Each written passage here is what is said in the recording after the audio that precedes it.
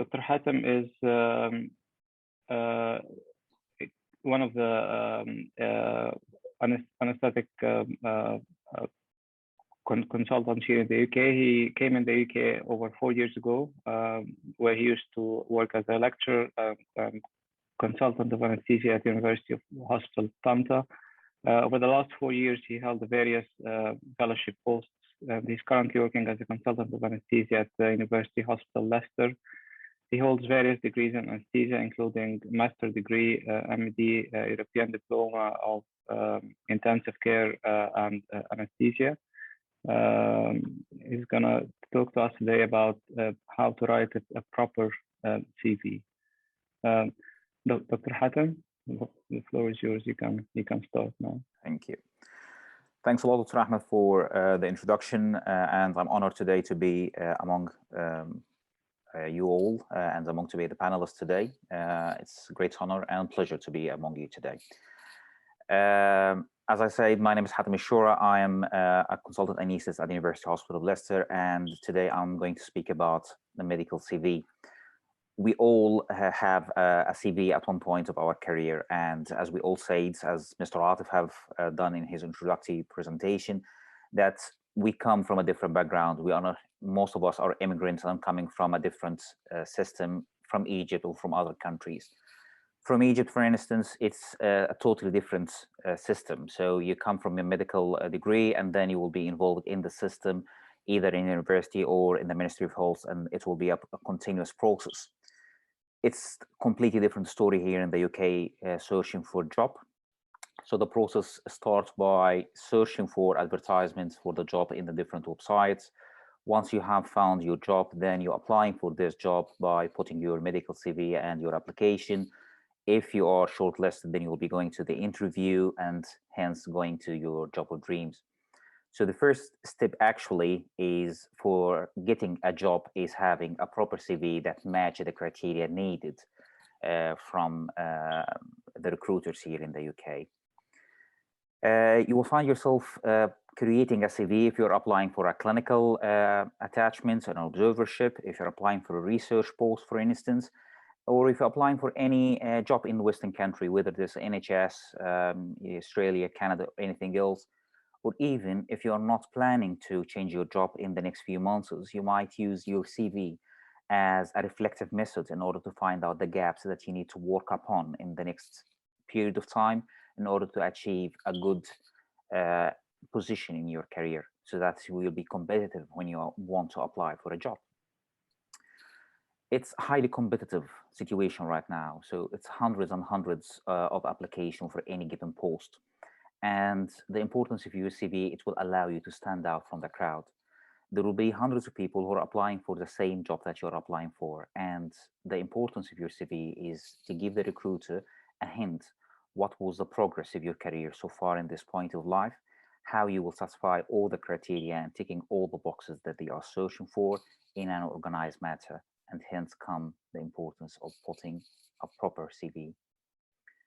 As we said, it's a long process getting a job, starting by the application, finishing by the interview, which will be covered later on by Dr. Walid. And among all of these, there are various steps which can be the difference between either you getting the job or unfortunately you will not be shortlisted and you will be looked after. So the aim of your CV is to give a summary of your career, including your education, any professional history and your job qualification. Give a strong emphasis on demonstrating that you have the specific skills related to the position that you're applying for. There are multiple pillars which are needed when you are putting up a CV together. And from my point of view, you can put any pillars, but these are the most important one. It has to be factual. So all the information that you are putting together in the CV has to be truth, can be backed up by evidences, has to be structured, as we're all coming from a medical background. So we found it easy when you put anything in a structured manner. So putting it in a structure, it will be easier for you to get all the relevant information without missing any information. And it will be easier for the recruiters to find all the boxes that they need to tick. And it has to be directed as well to the post that you're applying for. So you're applying for a clinical post, you have to put all the relevant information for a clinical. If you're applying for a research post, it has to be more emphasis on the research that you have done. In this point of time, you'll be asking, how can I start? What should I include? And how long should it be? And I will start with the last question, how long should it be? There is no guideline how long your CV should be. We all come from different backgrounds. So you can be a fresh medical graduate who just finished medical school, had lab coming here to the UK, or an experienced consultant who has been in the career for 20 years. So you can't match both CVs. Everyone has his own guideline in order to draw a summary of what you have done in your career to this point of life, what you have achieved, what are the skills that you have acquired, and how you meet the criteria needed by the recruiter. There are lots of subjects that you need to cover in your CV, and these are the bits and pieces which we are going to cover in this presentation. Obviously, your personal details are the top of your CV. This includes your phone name, your contact information. If you are putting an email, I would recommend to post an institutional email as well as your personal email. Institutional email give it a more job manner, and putting your personal email as well. It will be easier if you need to access any relevant communication between you and the recruiter, especially if you are in annual leave or you are not having access to your hospital email. Putting a telephone number might be useful if there is an emergency contact with the recruiter as well. Putting all information regarding your professional registration, your GMC number if you have one. So many years ago when I started in the UK, it was able to apply for jobs and being shortlisted even if you are still in the process of GMC registration. I don't presume this is the case anymore. So it is one of the mandatory elements right now to have a GMC registration. So if you have one, put it on. If you fail to do this, your application might be overlooked. So it has to be in the top of the information that you are putting to the recruiters. Education and qualifications. We all doctors, so we all have primary medical degree. So it is not advisable to put this as your top certificate. I will leave this till the end. So as we said, we come from different backgrounds. Sometimes you have only one degree, which is your primary medical. Others might have 6 or 7 degrees in their specialty and subspecialty as well. So start your degrees by the most recent one and put the rest in a reverse chronological order and put the awarding bodies as well. If your exam consists of multiple parts like PLAB, so only state the completed part. Don't put PLAB if you are just finished PLAB 1. So only the completed part and when you have completed it. And finally, put your primary medical degree at the bottom part of the education and qualification. If you have a specialist registration in home country, like if you are a consultant in your home country, like in Egypt, put that you are a consultant and you're registered in the medical association there. If you have any memberships in the Royal College of your specialty or any awarding body, this will be great importance as well, because it will give depth and more focus that for your interest in your field. Employment history.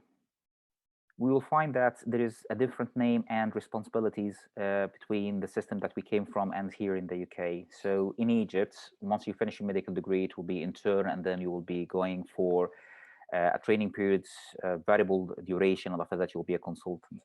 Here in the UK, once you finish, you will be a foundation year, which are usually 2 years. After that, you are going for a core trainee, and after that, you will be a specialty trainee till you are in the specialist register and you are a consultant. So when you are putting your employment history, you are trying to make it relevant. What are your duties which you are doing, so that the recruiter can make a relevance between what you do and whether this is relevant to your roles which you are going to hold here in the UK or not. And always start with the most recent post that you're holding right now. What is the name of this post? What is your role? I will just put a brief summary about this role, a line or two, not more than that.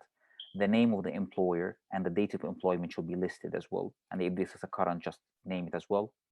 List any previous employments in a reverse chronological order by the name, date, as well as your role and duties and responsibilities. If there is any gap between your employments, it's all right. So many people might have some reasons for that. As long as you have an explanation, it should be all right. If you have a maternity leave, paternity leave, or even just a period of the clinical practice. This should be all right as long as you have explanation. But the major problems came when you don't have an explanation for that. So always prepare an explanation why you have a gap if you have one in the first state. Awards and prizes. It's always an additive point if you have an award or prize have been achieved throughout your career. It will show that the depth as well of your career and the progress that you have achieved. If you have this in place, it will be an additive part. Just name the given awarding body and the name and the year that you have been given this prize or award. Teaching is part of our non-clinical duties. So for each job, it has a clinical and non-clinical. So the first part was covering your clinical duties, what you have achieved, and your education. But for any job here in the UK, you have a non-clinical part as well. So if you have a formal teaching duties in your previous post, this will be an additive. Please put it on if you are a lecturer in a university hospital or if you are in a teaching hospital.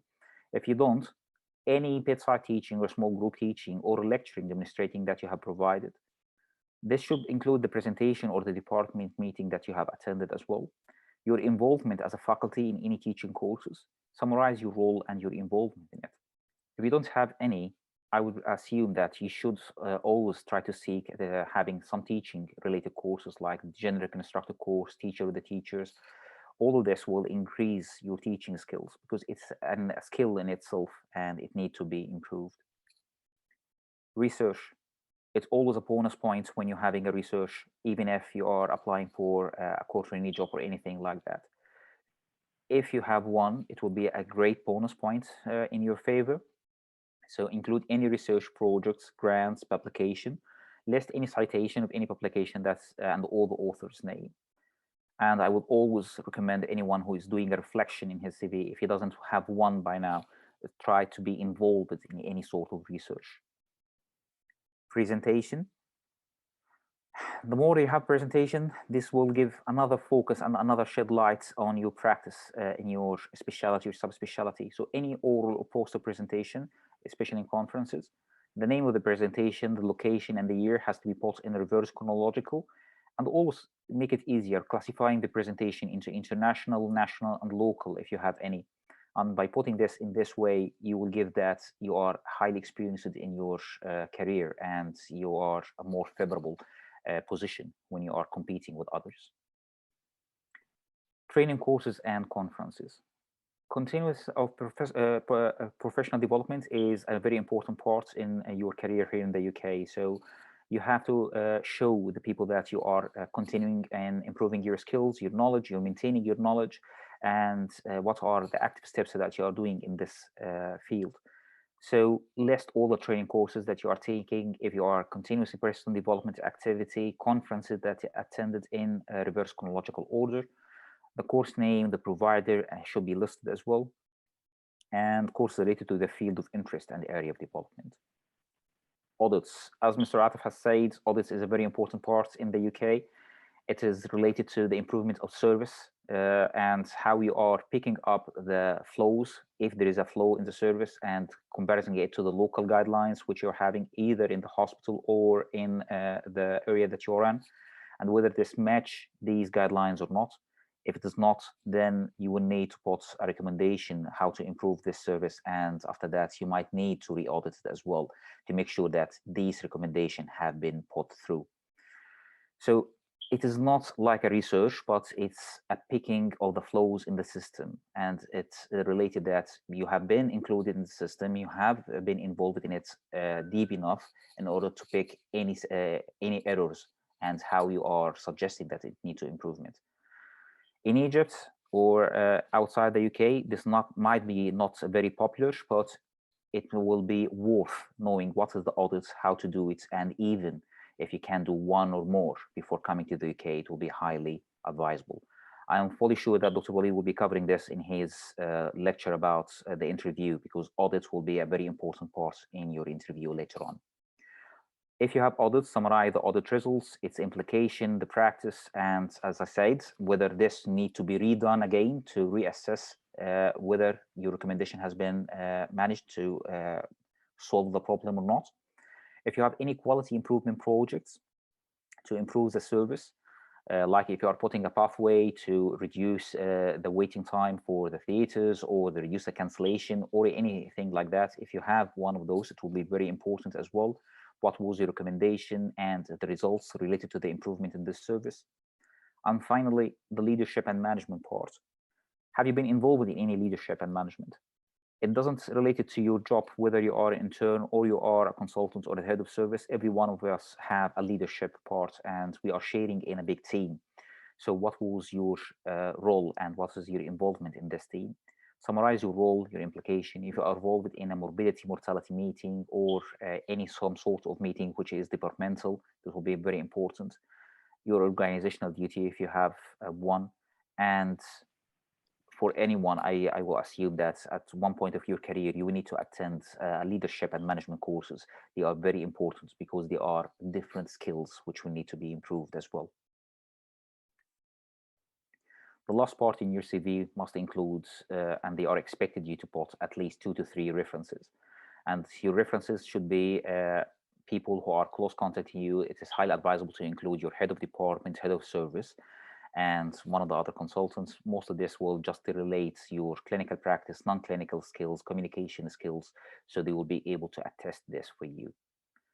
If you manage to do all of these steps and you have been shortlisted, I believe that you will have a very strong chance that you are going for the next step and for the next lecture for the interview. Finally, to sum up, the top tips will be: allow your CV to describe and draw your details in the career progress. Present your experience in a short bullet. Avoid any long sentences and long paragraphs. No one has the time and efforts to long paragraph. Put it in a bullet point. Put everything in a reverse chronological order, the most recent and top. And at any point, don't exaggerate the truth. Keep it factual, and avoid repetitive spelling and grammar mistakes. 1 or 2 should be right, but repeatedly, it will not give the impression that you want to leave for the recruiter. Thank you very much.